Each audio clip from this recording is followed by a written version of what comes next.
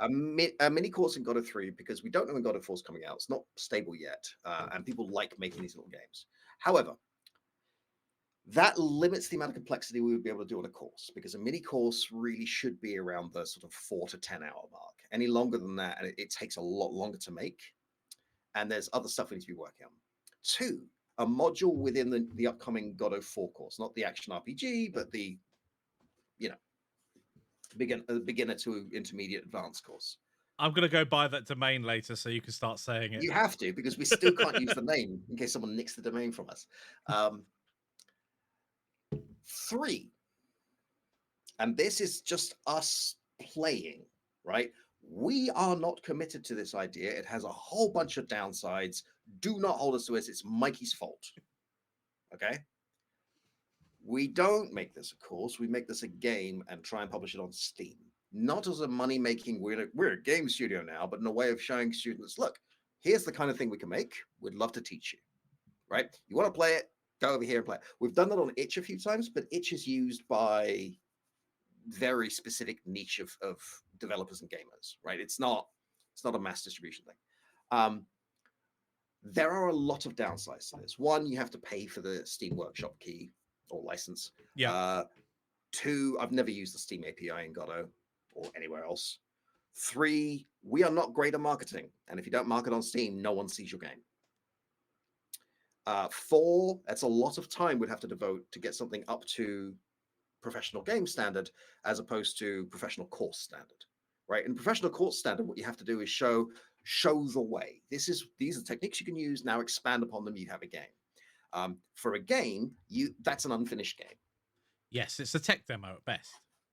Right. And we don't want to do a tech demo. We want to do something exciting and fun. Advantages: people can actually play the game.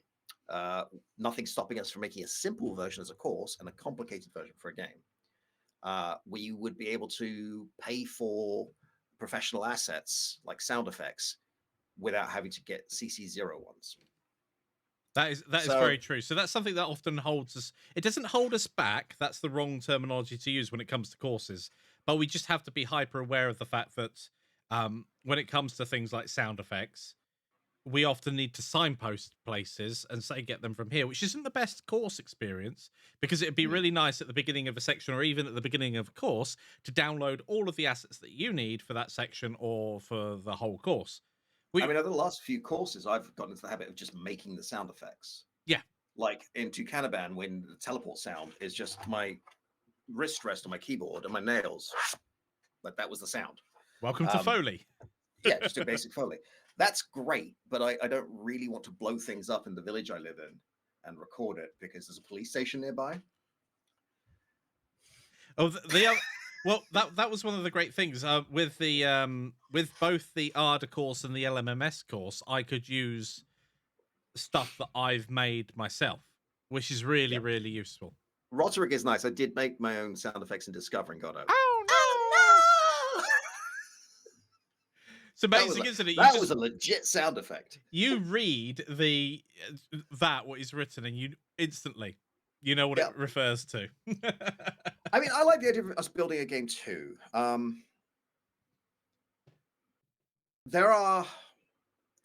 It's the time. It's a big investment, yeah. Right?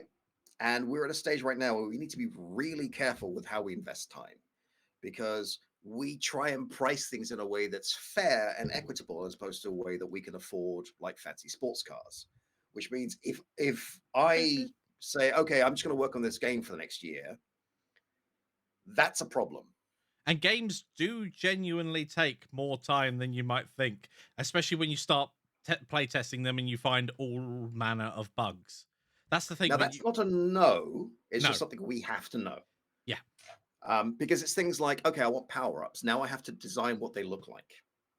Are these sprite 3Ds? And that can add a week on, just going through that process and iterating over a few designs. Just to make the decision can take days. Yeah. Like, I need to look at these various factors and decide. Yeah, Jelly, you're quite right. Hey, Jelly. Yeah, working on one from a couple of years ago. Most really successful indie games take 10 years, 9 years for. You figure Stardew? Yeah, Stardew Valley. Like, that's not unusual. There's also things like, if I make it a game, do I do it in Godot 3 or 4? Yeah. Because Godot 4 has much better visual techniques we can use. Like, we can have levels with low-lying fog and volumetric fog and collision particles and all the rest of it. But Godot 4 isn't stable yet. It's a really bad idea to use in production. And of course, I will always be the first to admit a game is best if it is a true game, and then you put the glitz and glamour on top. But glitz and glamour can sell a game. I mean, game juice, right? All the little things that make the game just sort of pop. Yeah, the sounds, the particle make effects. The thing feel polished. Like, once you've got the core game loop. On top of that, we'd need to make sure that if we're making this a game, it can't feel like a crappy clone of a 1993 Nintendo game. No. Like, you can't trademark a game mechanic, so that's fine. And all of the assets are made by currently me, so that's fine. But you could just go play Super Bomberman R online right now for free. Like, I don't know what the monetization is for the premium version, but you could. So why would you play this? Like, what do we add to it? There's things we could do with the aesthetics. My nose is itchy. With the music, we could do different modes and stuff like that. Yeah, we discussed loads of different game mechanics that this could be the genesis for. So it could very easily start off as a Bomberman-esque clone, and then move from there. I'm going to move off camera for a few minutes. I think you should. Yeah, I mean, that's the thing, Rosric, is when you... How do you define that you're a beginner still, right? Roderick's, for those of you watching later, back in 2018, I started a quick, simple project to learn the Godot basics. I'm about halfway there now. Like, when do the basics end? Like, it's a personal thing. It's like fluency in a language, right? When do you consider yourself fluent? Although the best answer to that I heard was when I was teaching myself Japanese many, many years ago. And my Japanese teacher was like, when you learn that Inu means dog, you are now fluent in that word. It's not about being fluent in a language. It's about being fluent in this bit of it. That would make sense, yeah. So, yeah, if we want to make this a game, there's a whole lot of, like, struggling we're going to have to do and all the rest of it. And, you know, part of it's like, well, if we're going to do that, maybe we run it on Kickstarter. But we haven't yet finished the previous Kickstarter.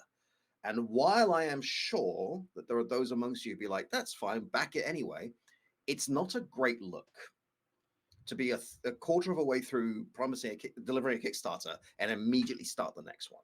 Yeah. Right. Yeah. That's just not a good habit to get into. And if we keep doing that, we never finish anything. And we do want to make sure we do finish everything that we set out to do. Yes, I'm also fluent. Yes. So you might not know, but I'm an avid composer of music. And I have a collection going all the way back to Cakewalk version 2, which I can't open anymore. So fortunately, Sonar can still open those files. I mean, digital loss through not being able to load up the program that used to exist 20 years ago. But that aside, I've got hundreds of ideas that I started. And of those, well, I say hundreds, is probably thousands of ideas that I started. But I probably have tens of pieces of music that I've actually finished. So it's not a bad thing to leave a project behind. If it was a test case, you were trying out a game mechanic, you got so far with it, and you abandoned it for like, there's something new and exciting. But also there's the downside of if you're always starting up something new and exciting, you're never going to complete something. Which would suck. Yeah, I mean, it's tricky. Like, there's always the excitement of starting a new project. Do you want to show off the bomb we made? Fluent and multilingual. Yes, I can start a game in Unreal. I can start a game in Godot.